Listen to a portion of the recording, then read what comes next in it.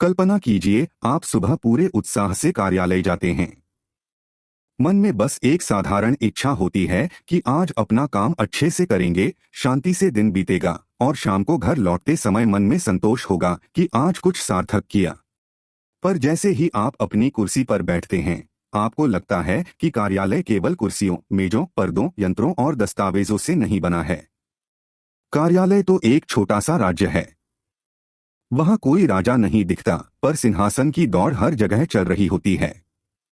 वहां कोई युद्धभूमि नहीं दिखती, पर वाणी के बाण हर ओर चल रहे होते हैं। वहां कोई ढाल नहीं दिखती, पर हर व्यक्ति अपनी छवि बचाने की ढाल लेकर बैठा है। और वहां कोई चाणक्य दिखाई नहीं देते, पर हर कोने में कोई न कोई नीतिज्ञ बनने की कोशिश कर रहा है। कभी कोई सहकर्मी आपकी बात सुनकर कहता है, अरे, आप तो बहुत अच्छा काम करते हैं। और फिर वही व्यक्ति बैठक में आपकी बात ऐसे दोहराता है जैसे वह विचार उसी के मस्तिष्क में जन्मा हो। कभी कोई आपके सामने कहता है, मैं तो आपके साथ हूं, और पीछे जाकर कहता है, इनसे काम तो हो जाता है, पर इन्हें संभालना कठिन है। कभी किसी को आपकी पदोन्नति की चर्चा सुनकर अचानक आपकी पुरानी छोटी भूलें याद आने लगती हैं। कभी कोई आपकी चुप्पी को घमंड कह देता है, और कभी आपकी विनम्रता को कमजोरी समझ लेता है।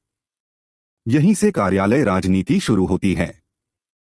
और सच कहें तो कार्यालय राजनीति केवल उन लोगों की समस्या नहीं है जो बड़े पदों पर बैठे हैं।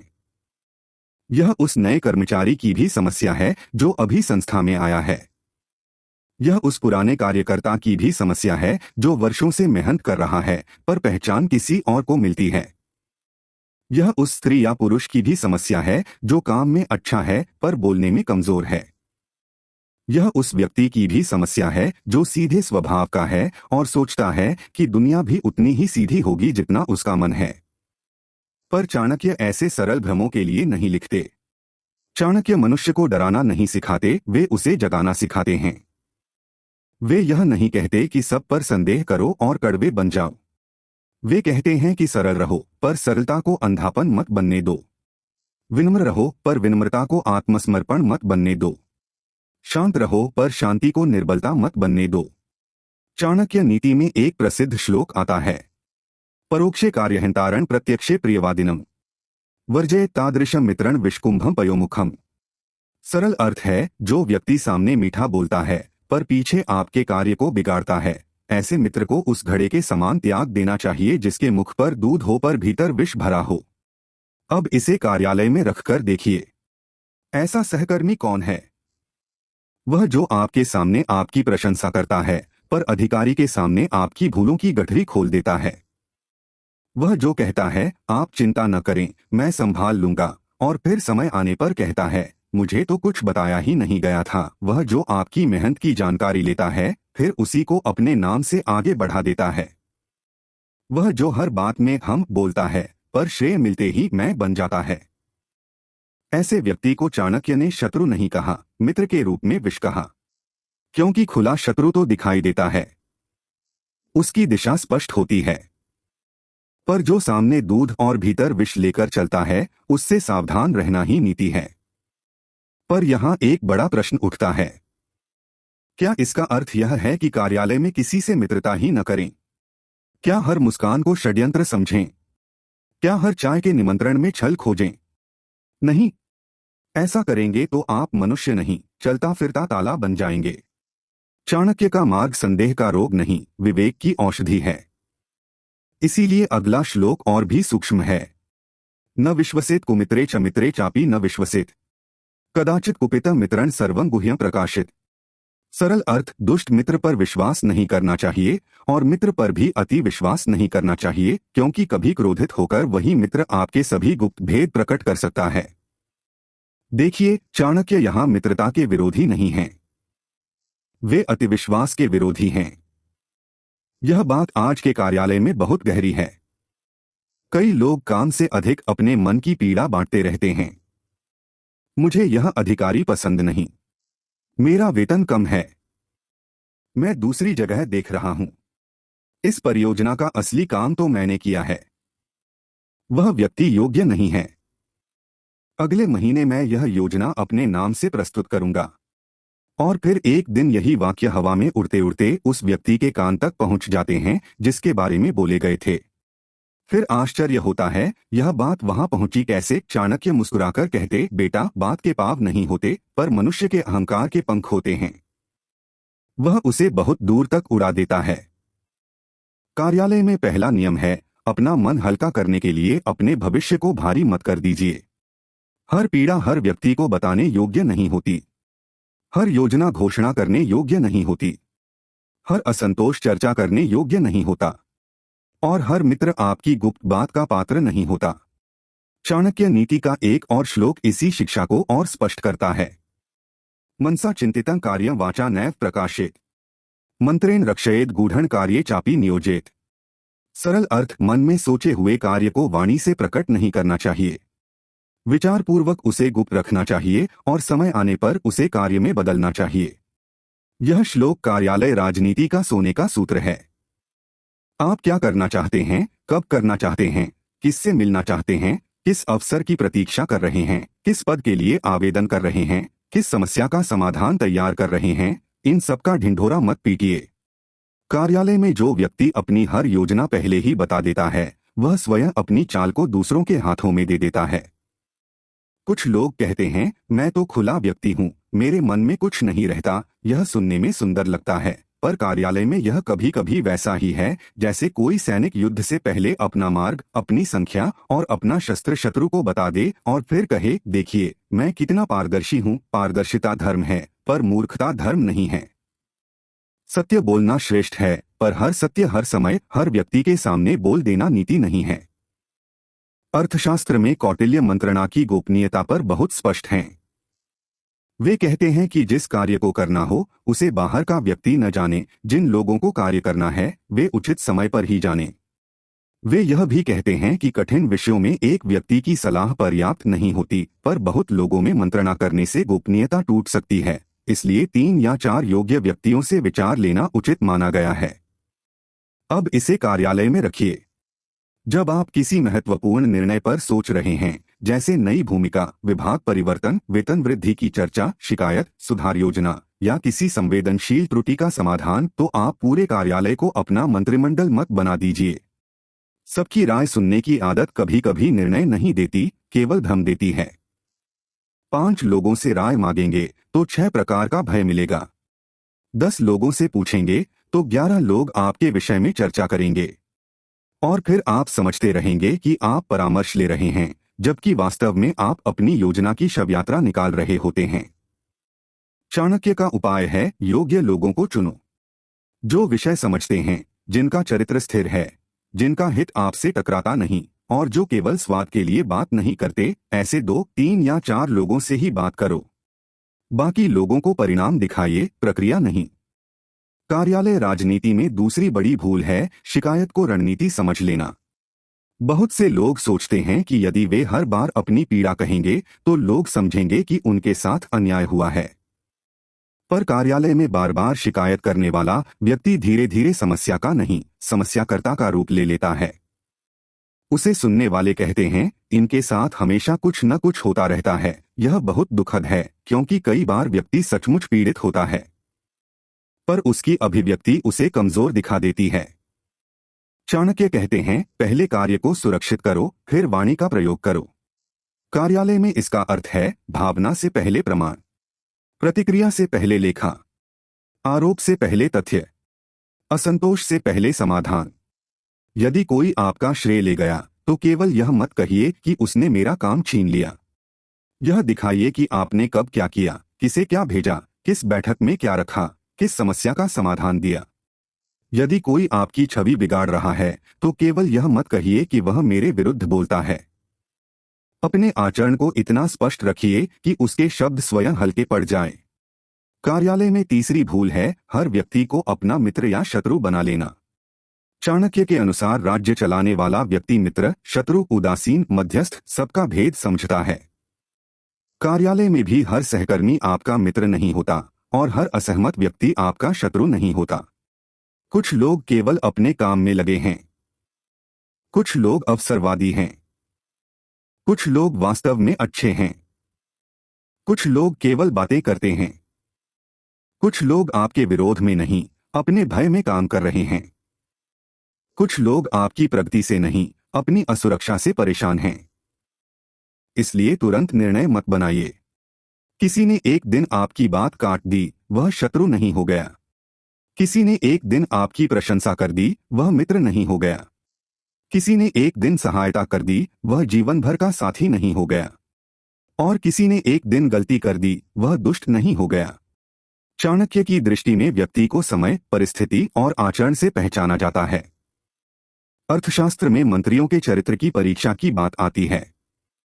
कौटिल्य बताते हैं कि योग्य पदों पर लोगों को रखने से पहले उनके चरित्र को विभिन्न प्रकार की परिस्थितियों में परखा जाना चाहिए। धर्म, धन, काम और भय जैसे आकर्षणों में कौन स्थिर रहता है और कौन डगमगाता है। यह आधुनिक कार्यालय के लिए मूल शिक्षा यह नहीं कि आप किसी को छल से परखें, बल्कि यह है कि किसी व्यक्ति के चरित्र का निर्णय केवल उसके शब्दों से नहीं, उसके दबाव में किए गए व्यवहार से करें। जो व्यक्ति छोटे लाभ के लिए दूसरों का रहस्य खोल देता है, वह बड़े अवसर पर आपका साथ नहीं देगा।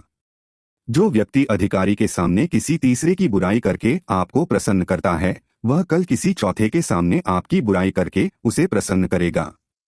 जो व्यक्ति हर बैठक में किसी न किसी की अनुपस्थिति का लाभ उठाकर उसकी छवि बिगाड़ता है, वह एक दिन आपकी अनुपस्थिति को भी अवसर बना लेगा। जो व्यक्ति किसी की विफलता पर बहुत आनंदित होता है, उसकी आत्मा में करुणा कम और ईर्ष्या अधिक है। उससे सावधान रहना नीति है। अब थोड़ा विनोद कीजिए। कार्यालय में एक प्रकार के लोग होते हैं जिन्हें मौनमधुमक्खी कहना चाहिए। सामने से वे बहुत मधुर लगते हैं। धीरे धीरे आपके आसपास घूमते हैं। पूछते हैं क्या चल रहा है, कुछ नया, ऊपर से क्या बात हुई, आप इतने शांत क्यों हैं, कहीं पदोन्नति की बात तो नहीं, और आप सोचते हैं कितना अपनापन है। पर चाणक्य कहते यह अपनापन नहीं, सूचना संग्रह भी हो सकता है। मधुमक्खी मधु बनाती है पर डंक भी रखती है। इसलिए मधुरता से प्रसन्न होइए, पर डंक की संभावना न भूलिए। एक दूसरा प्रकार है बैठकवीर। काम के समय कहीं दिखाई नहीं देगा, पर जैसे ही समीक्षा बैठक होगी, वह ऐसे बोलेगा जैसे पूरी संस्था उसके कंधों पर चल रही हो। वह कहेगा हमने सोचा था, हमने सुझाव दिया था, हमने प्रयास किया। यहाँ हम का अर्थ प्रायः आपने किया और मैंने बोल दिया होता है। ऐसे समय पर क्रोध से नहीं, तथ्य से बोलिए।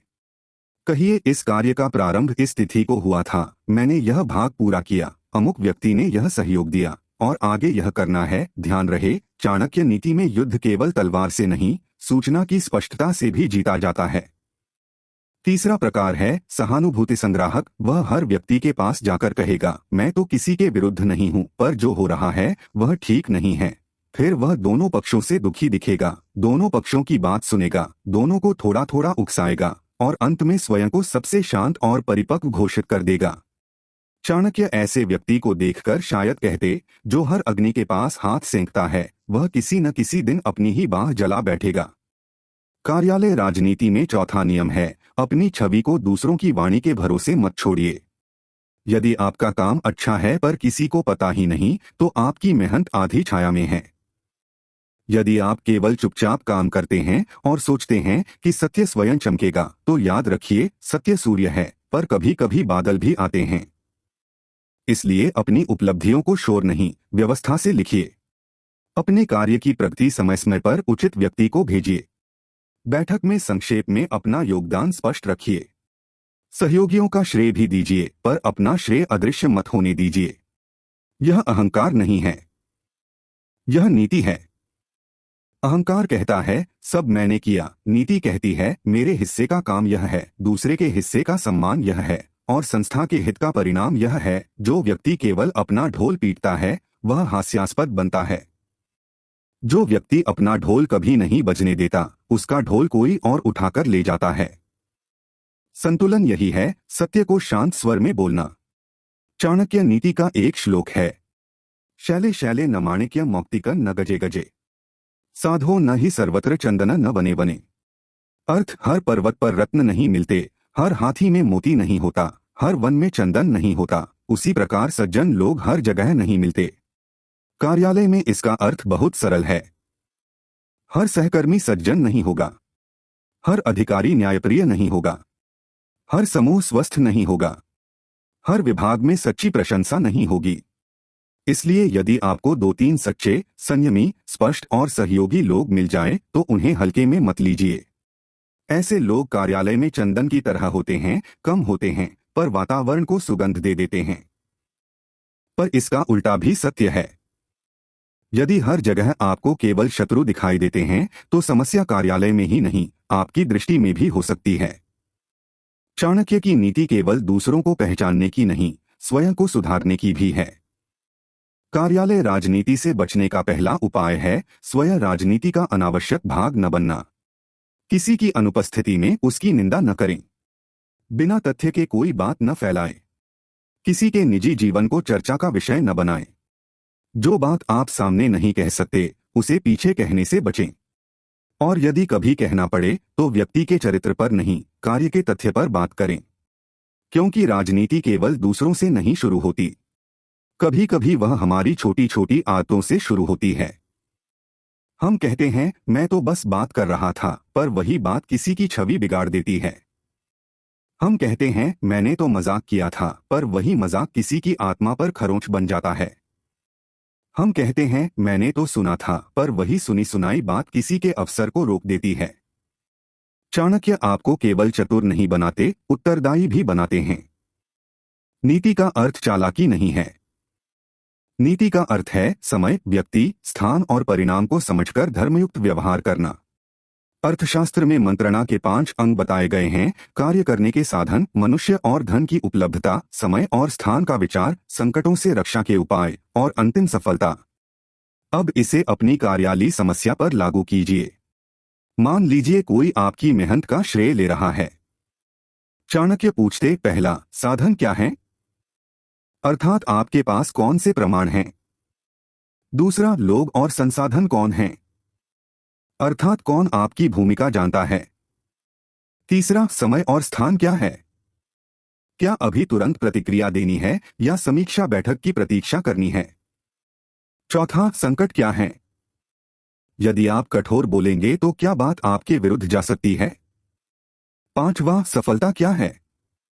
क्या आपका उद्देश्य बदला लेना है या सही श्रेय और भविष्य की सुरक्षा पाना है? जब आप इस प्रकार सोचते हैं तो आप पीड़ित व्यक्ति से रणनीतिक व्यक्ति बनते हैं। और यही चाणक्य की शक्ति है। वे आपकी भावनाओं को कुचलते नहीं, उन्हें दिशा देते हैं। कार्यालय राजनीति में 5वीं भूल है अधिकारी को केवल प्रसन्न करने की वस्तु समझना। कुछ लोग सोचते हैं कि ऊपर वाले को प्रसन्न रखो, सब ठीक रहेगा। वे काम से अधिक चेहरे पढ़ते हैं। वे सत्य से अधिक संकेत खोजते हैं। वे न्याय से अधिक निकटता चाहते हैं। पर यह मार्ग बहुत खतरनाक है, क्योंकि जो व्यक्ति केवल निकटता से बढ़ता है वह योग्यता से खड़ा नहीं रह पाता। यदि अधिकारी बदल जाए तो उसका आधार चला जाता है। यदि राजनीति बदल जाए तो उसका चेहरा बदलना पड़ता है। यदि परिस्थिति कठिन हो जाए तो उसके पास वास्तविक कौशल नहीं होता। चाणक्य का मार्ग है अधिकारी से सम्मानपूर्ण, स्पष्ट, संयत और परिणाम केंद्रित संबंध। न चाटुकारिता, न विद्रोह, न अंधविरोध, न अंधसमर्पण। यदि अधिकारी उचित बात कहे तो स्वीकार करें। यदि वह अस्पष्ट निर्देश दे तो विनम्रता से स्पष्टता मांगे। यदि वह आपकी मेहनत न देख पाए तो समय समय पर प्रगति दिखाए। यदि वह पक्षपात करे तो भावुक विस्फोट नहीं, दस्तावेज और परिणाम के आधार पर बात करें। और यदि वातावरण लगातार अन्यायी हो तो अपनी योग्यता को बांधकर मत रखिए, शांतिपूर्वक नए अवसर की तैयारी कीजिए। चाणक्य नीति में एक कठोर श्लोक आता है, कांतावियोगः स्वजनापमानः ऋणस्य शेषः कुनृपस्य सेवा, दरिद्रभावो विषमा सभा च विनाग्निनैते प्रधन्ति कायम। सरल अर्थ, प्रिय का वियोग, अपनों का अपमान, ऋण का बोझ, दुष्ट स्वामी की सेवा, निर्धनता और विषम सभा, ये सब बिना अग्नि के शरीर को जलाते हैं। यहाँ दुष्ट स्वामी की सेवा और विषम सभा को आज के कार्यालय में समझिए। यदि आपका कार्यस्थल ऐसा है जहाँ योग्य व्यक्ति दबाए जाते हैं, जहाँ सत्य बोलने पर दंड मिलता है, जहाँ चापलूसी योग्यता से बड़ी है, जहाँ अपमान को नेतृत्व समझा जाता है, जहाँ काम का मूल्य नहीं और राजनीति का पुरस्कार है, तो वह विषम सभा है। वह भीतर से जलाती है। ऐसे वातावरण में केवल सहना ही समाधान नहीं है। पहले सुधार का प्रयास कीजिए, फिर सुरक्षा की योजना बनाइए, फिर आवश्यकता हो तो सम्मानपूर्वक बाहर निकलने का मार्ग खोजिए। पर ध्यान रखिए, हर कठिन अधिकारी दुष्ट नहीं होता। हर कठोर प्रतिक्रिया अन्याय नहीं होती। कभी कभी हमारा काम सचमुच कमजोर होता है। कभी कभी हमारी तैयारी अधूरी होती है। कभी कभी हम आलोचना को राजनीति समझ लेते हैं, जबकि वह सुधार का अवसर होती है। चाणक्य की दृष्टि यहाँ भी संतुलित है। स्वयं से पूछिए, क्या मेरी शिकायत तथ्य पर आधारित है या केवल आहत अहंकार पर? क्या मैंने अपनी भूमिका स्पष्ट की? क्या मैंने समय पर संवाद किया? क्या मैंने अपने काम को मापने योग्य बनाया? क्या मैंने दूसरों का श्रेय छीना? क्या मैं स्वयं किसी की अनुपस्थिति में उसके विरुद्ध बोलता हूं? यदि उत्तर असुविधाजनक हो तो डरिए मत। वही आत्मनिरीक्षण आपकी रक्षा करेगा। कार्यालय राजनीति से लड़ने वाला व्यक्ति पहले अपने भीतर की राजनीति को देखता है। ईर्ष्या, तुलना, प्रशंसा की भूख, त्वरित मान्यता की चाह, दूसरों की सफलता से बेचैनी, यह सब मन में होगा तो बाहर की राजनीति आपको जल्दी खींच लेगी। अब एक कथा सदृश कार्यालयी दृश्य समझिए। यह आधुनिक उदाहरण है, शास्त्रीय कथा नहीं। एक कर्मचारी था, मान लीजिए उसका नाम धीरज है। धीरज मेहनती था, शांत था और थोड़ा भोला भी। उसके विभाग में एक सहकर्मी था जो हर समय उसके पास आता, मुस्कुराता और कहता, आप तो हमारे विभाग की रीढ़ हैं। धीरज प्रसन्न हो जाता। उसने अपनी योजनाएं, अपनी परेशानियां, अपने अधिकारी के प्रति असंतोष, अपनी आगामी प्रस्तुति सब बता दिया। कुछ ही दिनों बाद समीक्षा बैठक हुई। धीरज ने देखा कि उसकी योजना किसी और के नाम से रखी जा चुकी है। उसके असंतोष की बात अधिकारी तक पहुंच चुकी है और उसकी चुप्पी को टीम में घुलने मिलने की कमी कहा जा रहा है। धीरज टूट गया। वह सोचने लगा, मैं तो सच्चा था, फिर मेरे साथ ऐसा क्यों? यदि धीरज चाणक्य से पूछता तो उत्तर शायद यह होता, सच्चाई रखो पर अपने द्वार खुले छोड़कर मत सो। खेत तुम्हारा है पर मेड़ भी तुम्हें ही बनानी होगी। धीरज ने फिर नीति सीखी। उसने बोलना कम नहीं किया, बोलना सही किया। उसने मित्रता छोड़ी नहीं, सीमा बनाई। उसने कटुता नहीं रखी पर प्रमाण रखने लगा। उसने शिकायत नहीं की पर अपनी प्रगति लिखित रूप में साझा करनी शुरू की। उसने दूसरों के काम का सम्मान किया पर अपने योगदान को अस्पष्ट नहीं रहने दिया। उसने हर व्यक्ति को अपना आंतरिक कक्ष नहीं बनाया। कुछ ही महीनों में लोग उसे पहले से अधिक गंभीरता से लेने लगे। वही व्यक्ति जो उसकी बातों को उड़ा देता था, अब उससे सीधे पूछने लगा, आपका मत क्या है? धीरज ने कोई षड्यंत्र नहीं किया। उसने केवल चाणक्य की 3 बातें अपनाई, गुप्तता, प्रमाण और संयम। कार्यालय राजनीति में संयम सबसे बड़ा शस्त्र है। जब कोई आपको उकसाता है और आप तुरंत प्रतिक्रिया दे देते हैं तो वह आपका संचालन कर रहा होता है। जब कोई कटाक्ष करता है और आप क्रोध में वही उत्तर दे देते हैं तो वह आपके चरित्र की परीक्षा में आपको गिरा देता है। जब कोई आपको किसी तीसरे की बुराई में खींचता है और आप रस लेकर शामिल हो जाते हैं तो वह आपके मुंह से भविष्य का प्रमाण बनवा रहा होता है। इसलिए बोलने से पहले ठहरिए। अपने भीतर एक छोटा सा प्रश्न जगाइए, इस वाक्य का परिणाम क्या होगा? यह प्रश्न चाणक्य का प्रहरी है। जो व्यक्ति हर वाक्य से पहले परिणाम देखता है वह अनावश्यक युद्धों से बच जाता है। अर्थशास्त्र में यह भी शिक्षा आती है कि शत्रु को अपना रहस्य न पता चले पर आप शत्रु की दुर्बलता जाने, जैसे कछुआ अपने फैले हुए अंगों को भीतर समेट लेता है। कार्यालय में इसका अर्थ है, अपनी योजना, अपनी कमजोरी, अपना भय और अपनी अधूरी तैयारी सबके सामने मत रखिए। पर इसका अर्थ यह नहीं कि आप दूसरों की जासूसी करें। आधुनिक जीवन में इसका धर्मयुक्त अर्थ है, परिस्थिति को समझिए। कौन किस बात से प्रेरित है? कौन किससे प्रभावित है? कौन किस प्रकार निर्णय लेता है?